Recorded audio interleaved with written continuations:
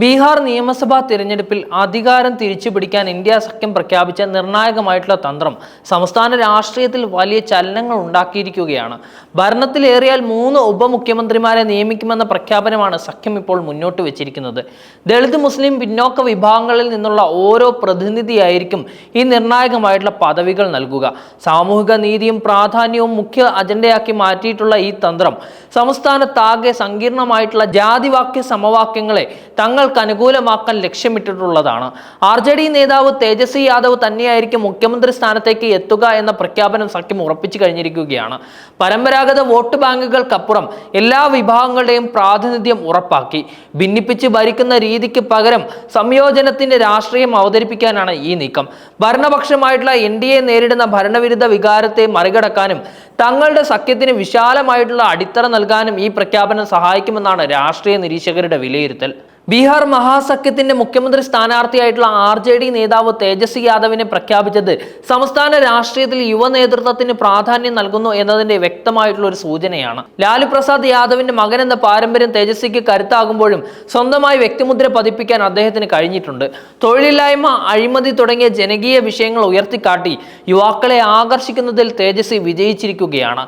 തേജസ്വിയെ മുഖ്യമന്ത്രി സ്ഥാനാർത്ഥിയാക്കുന്നതിലൂടെ BJPയുടെയും JDUവിന്റെയും യുവ നേതാക്കളെ നേരിടാൻ സഖ്യത്തിന് സാധിക്കും. മുഖ്യമന്ത്രി എന്ന നിലയിൽ തേജസ്വിയെ അംഗീകരിക്കുന്നത് സഖ്യകക്ഷികൾക്കിടയിൽ RJDക്കുള്ള മേധാവിത്വം ഉറപ്പിക്കാനും സഹായിക്കും. അതേസമയം മഹാസഖ്യത്തിന്റെ പ്രധാന അജണ്ടയായ സാമൂഹിക നീതിക്ക് വേണ്ടി നിലകൊള്ളുന്നതിലൂടെ പരമ്പരാഗതമായി ലാലുവിനെ പിന്തുണയ്ക്കുന്ന യാദവ് മുസ്ലിം വോട്ട് ബാങ്കുകൾക്കപ്പുറം പുതിയ വിഭാഗങ്ങളെ തന്നിലേക്ക് അടുപ്പിക്കാൻ തേജസ്വിക്ക് കഴിയുകയും ചെയ്യും.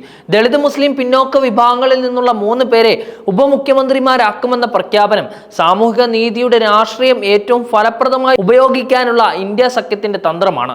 ദളിത് പ്രാതിനിധ്യം ഉറപ്പാക്കുന്നത് പരമ്പരാഗതമായി നിതീഷ് കുമാറിന്റെ വോട്ട് ബാങ്കിൽ വിള്ളൽ വീഴ്ത്താൻ സഹായിക്കും. മുസ്ലിം വിഭാഗത്തിന് ഉപമുഖ്യമന്ത്രി പദവി നൽകുന്നത് സംസ്ഥാനത്തെ ന്യൂനപക്ഷ വോട്ടുകൾ പൂർണ്ണമായും സഖ്യത്തിലേക്ക് ഏകീകരിക്കാൻ സഹായിക്കും. ഇത് BJPയുടെ ധ്രുവീകരണ ശ്രമങ്ങളെ പ്രതിരോധിക്കുന്നതിൽ നിർണായകമാകും.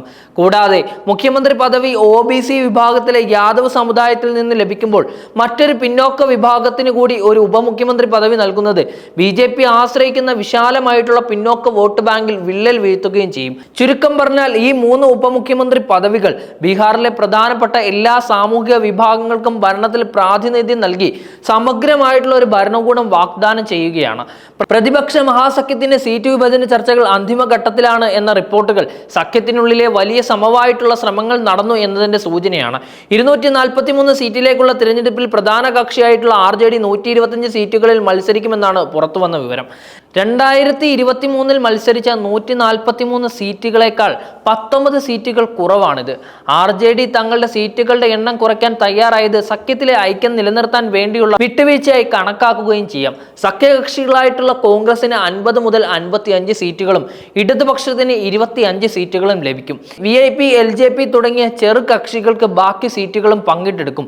ഈ വിഭജനം സഖ്യത്തിലെ എല്ലാ പാർട്ടികൾക്കും തൃപ്തികരമായിട്ടുള്ള പ്രാധാന്യം ഉറപ്പാക്കാനും NDAക്കെതിരെ ഒറ്റക്കെട്ടായി മത്സരിക്കാനും സഹായിക്കും. ഇന്ത്യ സഖ്യത്തിലെ ബീഹാറിലെ വിജയ സാധ്യതയിൽ കോൺഗ്രസ്, ഇടതുപക്ഷം, ജാർഖണ്ഡ് മുക്തി മോർച്ച തുടങ്ങിയ പാർട്ടികൾക്ക് നിർണായകമായിട്ടുള്ള പങ്കുണ്ട്. 50 മുതൽ 55 സീറ്റുകളിൽ മത്സരിക്കുന്ന കോൺഗ്രസ് തങ്ങളുടെ പരമ്പരാഗത വോട്ട് ബാങ്കായിട്ടുള്ള ഉയർന്ന ജാതിക്കാർ, മുസ്ലിങ്ങൾ, ദളിതർ എന്നിവരിൽ നിന്ന് ഒരു വിഭാഗത്തെ സഖ്യത്തിലേക്ക് ആകർഷിക്കാൻ ശ്രമിക്കും. 25 സീറ്റുകളിൽ മത്സരിക്കുന്ന ഇടതുപക്ഷം തങ്ങളുടെ ശക്തമായിട്ടുള്ള സ്വാധീനമുള്ള മണ്ഡലങ്ങളിൽ ഉറച്ച വിജയം ഉറപ്പാക്കാൻ ശ്രമിക്കുകയും ചെയ്യും. ഇടതുപക്ഷത്തിന്റെ സാന്നിധ്യം സഖ്യത്തിന് കൂടുതൽ പുരോഗമനപരമായിട്ടുള്ള പ്രതിച്ഛായ നൽകും. ജാർഖണ്ഡിലെ ഭരണകക്ഷിയായിട്ടുള്ള JMM സഖ്യത്തിൽ ചേരുന്നത് സംസ്ഥാന അതിർത്തി പ്രദേശങ്ങളിൽ സ്വാധീനം ഉണ്ടാക്കാൻ സഹായിക്കും. ഈ കക്ഷികളെല്ലാം ഉൾപ്പെടുന്ന ഒരു വിശാല സഖ്യം രൂപീകരിക്കുന്നത് ബീഹാറിലെ തിരഞ്ഞെടുപ്പ് ഒരു ദേശീയ മാനം നൽകുകയും ചെയ്യും. ഇത് NDAക്കെതിരെ സംയുക്ത മുന്നണിയായി മത്സരിക്കുന്നതിലൂടെ വോട്ട് ഭിന്നിച്ച് പോകാതിരിക്കാൻ സഹായിക്കും. ഇന്ത്യ സഖ്യത്തിന്റെ 3 ഉപമുഖ്യമന്ത്രിമാർ എന്ന പ്രഖ്യാപനം NDAയുടെ പരമ്പരാഗതമായിട്ടുള്ള തന്ത്രങ്ങളെ പ്രതിരോധിക്കാനുള്ള ഒരു തന്ത്രപരമായിട്ടുള്ള ലക്ഷ്യമാണ്. നിതീഷ് കുമാറിന്റെ കീഴിൽ NDA ഭരിച്ചപ്പോൾ EBC, ദളിത് പോലുള്ള വിഭാഗങ്ങൾക്ക് നൽകിയിട്ടുള്ള പരിഗണനയിൽ വിള്ളൽ വീഴ്ത്താൻ ഈ പുതിയ തന്ത്രത്തിന് കഴിയുമെന്നത് തീർച്ചയാണ്. ജാതി സമവാക്യങ്ങൾ പ്രധാനപ്പെട്ട ചർച്ചാ വിഷയമാകുമ്പോൾ ഭരണത്തിൽ തുല്യ പ്രാതിനിധ്യം വാഗ്ദാനം ചെയ്യുന്നത് NDAയുടെ വോട്ട് ബാങ്കുകൾക്ക് ഭീഷണിയാവും. സാമൂഹിക നീതിക്കൊപ്പം വികസനം, തൊഴിലില്ലായ്മ തുടങ്ങിയ ജനകീയ വിഷയങ്ങൾ ഊന്നി പറഞ്ഞുകൊണ്ട് മഹാസഖ്യം മുന്നോട്ട് പോവുകയാണെങ്കിൽ നിതീഷ് കുമാറിന്റെ നല്ല ഭരണം എന്ന പ്രതിച്ഛായയെ ചോദ്യം ചെയ്യാൻ അവർക്ക് സാധിക്കുകയും ചെയ്യും. യുവ നേതാവായിട്ടുള്ള തേജസ്വി യാദവിന്റെ നേതൃത്വത്തിൽ മാറ്റവും പുരോഗതിയും വാഗ്ദാനം ചെയ്തുകൊണ്ട് NDAക്കെതിരെയുള്ള പോരാട്ടം ശക്തമാക്കാൻ സഖ്യം ശ്രമിച്ചുകൊണ്ടിരിക്കുകയാണ്. ബീഹാറിന്റെ രാഷ്ട്രീയത്തിൽ ജാതി സമവാക്യങ്ങൾക്ക് നിർണായകമായിട്ടുള്ള സ്വാധീനമുണ്ട്. ഇന്ത്യ സഖ്യത്തിന്റെ തന്ത്രങ്ങൾ ഈ യാഥാർത്ഥ്യം മനസ്സിലാക്കിക്കൊണ്ടുള്ളതാണ്.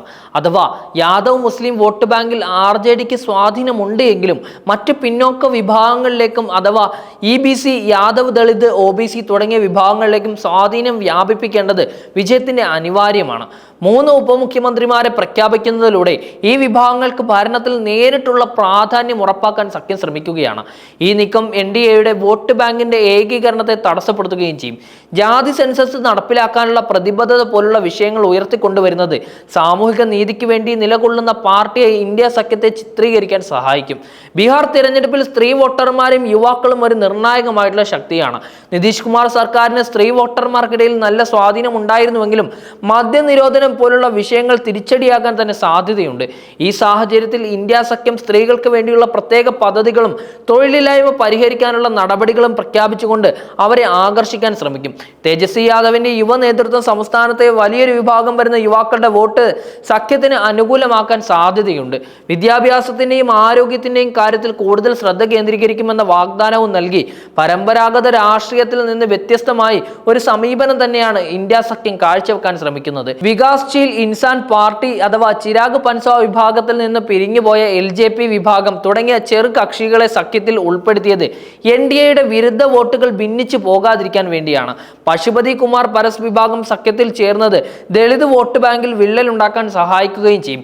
VIP പോലുള്ള പാർട്ടികൾക്ക് അതത് പ്രദേശങ്ങളിലെ ജാതി വിഭാഗങ്ങൾക്കിടയിൽ കൃത്യമായിട്ടുള്ള സ്വാധീനമുണ്ട്. ഈ ചെറിയ കക്ഷികളെ തങ്ങളോടൊപ്പം നിർത്തുന്നത് വിജയത്തിന് ആവശ്യമായിട്ടുള്ള മാർജിൻ വോട്ടുകൾ ഉറപ്പാക്കാൻ ഇന്ത്യ സഖ്യത്തെ സഹായിക്കുമെന്നത് തീർച്ചയാണ്. സീറ്റ് വിഭജനത്തിൽ ഇവരുമായി സമവായത്തിലെത്തുന്നത് സഖ്യത്തിന്റെ വിശാലമായിട്ടുള്ള ഒരു സമീപനത്തെയാണ് സൂചിപ്പിക്കുന്നത്. ഇന്ത്യ സഖ്യം മുന്നോട്ട് വെച്ചിട്ടുള്ള പുതിയ തന്ത്രങ്ങൾ ബീഹാറിൽ ഭരണമാറ്റം സംഭവിക്കാനുള്ള സാധ്യത വർദ്ധിപ്പിക്കുന്നുണ്ടെന്നാണ് രാഷ്ട്രീയ നിരീക്ഷകർ ഇപ്പോൾ വിലയിരുത്തുന്നത്. മുഖ്യമന്ത്രിക്ക് പുറമെ 3 ഉപമുഖ്യമന്ത്രിമാരെ പ്രഖ്യാപിച്ചതും സീറ്റ് വിഭജനത്തിലെ വിട്ടുവീഴ്ചകളും ഏകീകൃതവും ശക്തമായിട്ടുള്ള ഒരു പ്രതിപക്ഷത്തിന്റെ ചിത്രവും നിറഞ്ഞു നിൽക്കുകയാണ്. NDAക്കെതിരെ ഭരണവിരുദ്ധ വികാരം നിലനിൽക്കുന്ന സാഹചര്യത്തിൽ ഈ തന്ത്രങ്ങളൊക്കെ കൂടി ഫലിച്ചാൽ അധികാരം പിടിച്ചെടുക്കാൻ സഖ്യത്തിന് കഴിയുമെന്നത് തീർച്ചയാണ്. എന്നാൽ NDAയും അവരുടെ തനതായിട്ടുള്ള ജാതി വികസന തന്ത്രങ്ങൾ മെനയും എന്നതിനാൽ ഫലം പ്രവചനാതീതമായിരിക്കും. എങ്കിലും സാമൂഹിക പ്രാതിനിധ്യം ഉറപ്പാക്കിയുള്ള ഈ നീക്കം ബീഹാറിൽ രാഷ്ട്രീയത്തിൽ പുതിയൊരു യുഗത്തിന് തുടക്കം കുറിക്കാൻ തന്നെ സാധ്യതയുണ്ട്.